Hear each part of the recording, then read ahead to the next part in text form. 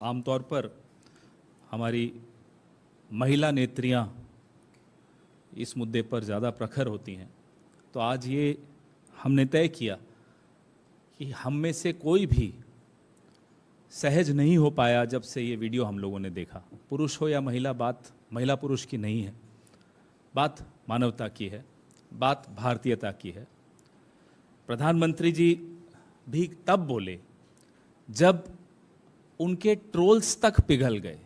ये इतनी भयावह घटना थी कि भारतीय जनता पार्टी के ट्रोल्स जब पिघलने लगे तब मोदी जी को लगा कि अब उन्हें कुछ बोलना चाहिए, और बोलते हुए भी अपनी मंशा उन्होंने स्पष्ट कर दी।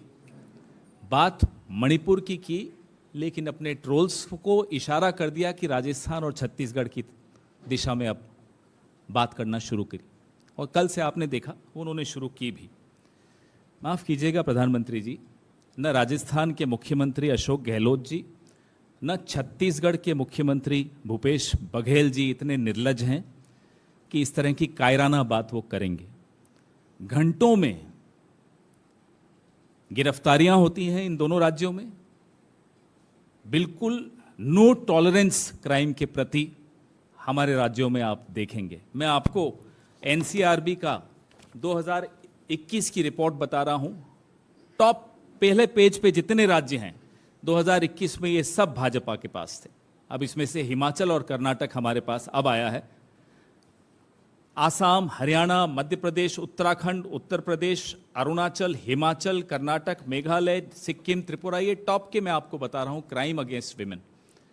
इसलिए प्रधानमंत्री को बोलने से पहले अपनी ही सरकार के आंकड़े देखने चाहिए और फिर इस तरह की कायराना बात करनी चाहिए जो उन्होंने कल की। और जो व्यक्ति पंचायत से लेकर लोकसभा तक अपने नाम से वोट मांगने निकलता हो, उसको इस तरह की बात, माफ कीजिएगा, इस तरह की निर्लज बात करते हुए थोड़ा सोचना चाहिए था। ये प्रधानमंत्री को शोभा नहीं देता। आपके अपने मणिपुर के जो मुख्यमंत्री हैं भाजपा के, ये डबल इंजन का जो एक इंजन है, उनकी जो टिप्पणी आई वो और चौंका देने वाली थी कि ऐसे तो सैकड़ों किस्से हुए हैं हमारे यहां, तो ऐसे सैकड़ों वारदातें हुई हैं, इसीलिए इंटरनेट बंद कर दिया था। आप सोचिए साथियों, एक वायरल वीडियो ने स्मृति ईरानी को याद दिला दिया कि वो महिला और बाल कल्याण मंत्री हैं। एक वायरल वीडियो ने ट्रोल्स को पिघला दिया, प्रधानमंत्री को बोलने पर मजबूर किया, भले जिन्होंने 36 सेकंड बोला हो और भले ही उसमें भी वो राजनीति खेल गए हो, लेकिन एक वायरल वीडियो क्या क्या कर सकता है। आप सोचिए जिस दिन ये मीडिया प्रधानमंत्री को आईना दिखाना शुरू कर देगा, इस सरकार को आईना दिखाना शुरू कर देगा, आप सोचिए क्या होने वाला है। हम तो उस दिन की इंतजार कर रहे हैं। वाजपेयी जी ने 2002 में इन्हें राजधर्म का स्मरण दिलाया था। आज इन्हें फिर से राजधर्म का स्मरण हम दिलाते हैं। इनके मुख्यमंत्री को राजधर्म का स्मरण इन्हें दिलाना चाहिए। और इनकी राज्यपाल, आज उनका इंटरव्यू में देख रहा था, राज्यपाल अब जाकर डीजीपी को की खिंचाई कर रही हैं। साहब, ये पीस कमेटी की चेयरपर्सन है राज्यपाल। She is the chairperson of the peace committee of Manipur. अब जाकर एक वायरल वीडियो के पश्चात राज्यपाल का जमीर जागा। राज्यपाल अब कह रही हैं कि डीजीपी ने गलत किया। और रिपोर्ट्स आपके सामने हैं, आप ही के मीडिया से ये रिपोर्ट्स मिली कि उन महिलाओं को पुलिस ने भीड़ को सौंप दिया था। राज्यपाल महोदया, तब आपने क्यों नहीं डीजीपी को तलब किया? 4 मई, जैसा कि तिवारी जी बता रहे थे भी आपको, 4 मई से 19 जुलाई तक जमीर सोया हुआ था आपका। प्रधानमंत्री को मालूम नहीं था? अगर मालूम नहीं था तो किस तरह के प्रधानमंत्री हैं आप? और मालूम था फिर भी चुप रहे, तो फिर पूछता हूं मैं आपसे, किस तरह के प्रधानमंत्री हैं आप?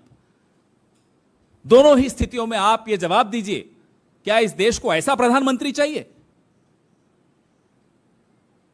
आइए नेशनल कमीशन ऑफ विमेन पर, राष्ट्रीय महिला आयोग पर, जो विरोधी दल को तुरंत मिनटों में नोटिस देती हैं, उनके पास 2 शिकायतें गई मणिपुर की इस वारदात की।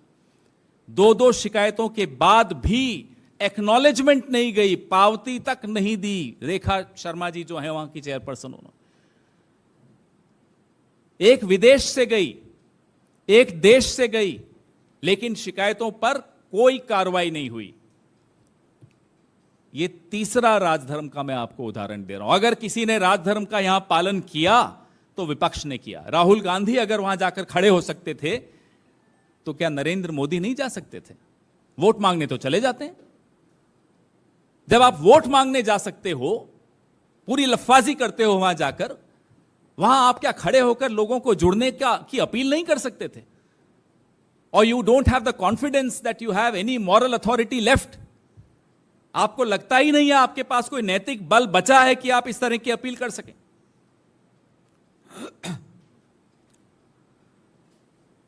इंटरनेट और मीडिया पर जिस तरह की वहां पाबंदियां लगी हुई हैं, वो भी हैरानी की बात है। अब अगर इस देश को उम्मीद किसी से है तो माननीय राष्ट्रपति जी द्रौपदी मुर्मू जी से है, जिन्होंने संघर्ष का रास्ता तय करके यहां तक पहुंची, इस मुकाम तक पहुंची। आप, कम से कम आपसे यह उम्मीद है राष्ट्रपति जी कि आप अपनी जो संविधान में निहित आपकी जो शक्तियां हैं उनका उपयोग करिए, और ऐसी सरकार जो मणिपुर में है, जो इसलिए दुखी है कि ये वीडियो वायरल क्यों हो गया, इसलिए नहीं दुखी कि वहां ऐसे सैकड़ों केसेस हुए हैं, उस पर कोई दुख नहीं उन्हें। उस सरकार को आप डिसमिस कीजिए। जैसा कि तिवारी जी ने कहा, हमारी जो मांग है वो बड़ी स्पष्ट है। संसद में प्रधानमंत्री विस्तृत एक स्टेटमेंट अंदर दीजिए। सीढ़ियां चढ़ के साहब थोड़ा सा जहमत उठाइए। हवाई जहाज में तो बड़ा दौड़ते दौड़ते सीढ़ियां चढ़ते हो जब बाहर जाना होता है, जब लौटते हैं तो धीरे धीरे उतरते हो। बड़ा दुख होता है आपको हिंदुस्तान लौटते हुए। 4 सीढ़ियां तय कर लीजिए, वो सफर तय कर लीजिए, पार्लियामेंट के भीतर से जाकर बोलिए इसमें आपको क्यों शर्म आ रही है। इन्हें शिकायत है कि राहुल गांधी वहां क्यों गए। शर्म करो, गए तो आपने तो वहां जाना भी उचित नहीं समझा। एक व्यक्ति है जो राजधर्म निभा रहा है, वो है विपक्ष का धर्म निभा रहा है, वो है राहुल गांधी। तो अब इस तरह की जो हल्की राजनीति है प्रधानमंत्री को शोभा नहीं देती, उनकी सरकार को, उनके ट्रोल आर्मी को, पूरी सरकार ही एक तरह से ट्रोल आर्मी बनी हुई है, इनको नहीं देती।